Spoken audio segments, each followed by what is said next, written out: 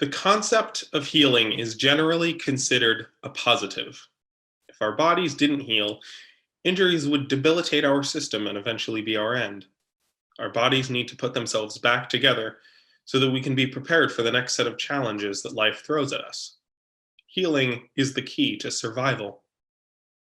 Healing can also be our undoing. Infection is a common byproduct of untreated injury. The body heals around the toxic elements, trapping them in the system where they can cause further damage. Our bodies react to these toxins, trying to fight back within the system, and that fight can lead to reactions that inadvertently harm us further. Often, this is not the infection itself that kills, but our bodies trying to fight off and exhausting the system. In this lens, we can clearly see how healing immediately after trauma can lead to further pain and even our death. Healing is not always a positive. To best prevent infection, you have to clean the source of trauma before it can heal. From this perspective, we can clearly see the issues surrounding the attack on the Capitol building at the beginning of the year. Calls for healing permeated the media. Many of our leaders on both sides sought to heal the wound immediately after infliction. Those who pressed for accountability for those responsible were often countered as only making matters worse. The general response was one of coming together after the attack and finding common ground. This is not an unprecedented reaction. Following the Civil War, a period of time known as the Reconstruction era saw the United States reintegrating Southern states back into the Union and trying to heal the great wound dealt to our nation. Great effort was made for rapid repair. Many of the time decried this lenient treatment of ex-Confederates by President Johnson, a former slave owner, as they rightly foresaw that his and the efforts of men like him were, if we're being extremely and perhaps ahistorically generous, attempting to heal an unclean wound. In hindsight, it is easy to see how this prioritization of healing over accountability led directly to segregation, allowing Southern states to dictate many of the rights of their former slaves, and continued energy behind white supremacist movements and philosophies. This pattern is followed time and time again. Many in power wished that Dr. King had simply spoken, not led marches that demanded justice.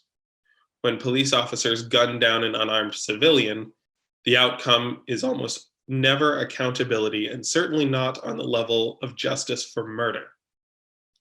Even taking a knee in protest is demanding too much, too far a breach of civility. When we demand accountability, the response is always that we are asking for too much and simply being divisive. Our priority should always be to immediately heal. To be clear, I want to heal. I understand and empathize with the desire to recover after trauma. It is our instinct. To my core, I am a pacifist. I see the appeal of prioritizing healing our wounds over the seemingly insurmountable task of demanding and achieving justice without compromising our own integrity. I am a peacemaker. I don't want the quest for justice to become infected by vengeance. However, the reality is that if we come together without accountability, it isn't really healing, not in a way that won't lead to infection. It also bears mentioning that healing is a constant effort. It is not a single act. Healing is a process and one that takes time and cultivation. We will have scars, but that shouldn't discourage us to try to heal.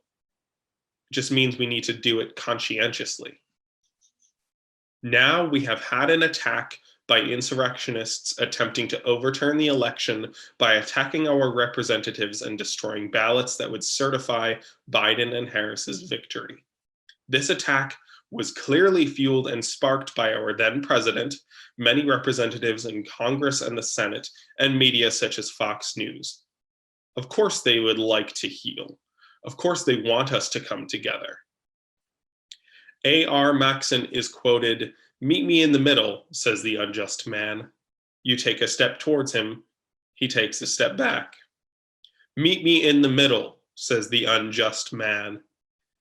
They are complicit and responsible, so why would they want accountability? The rest of us have a choice. Do we heal an unclean wound when healing it will continue this cycle of infection and injustice, or do we demand accountability even if it hurts?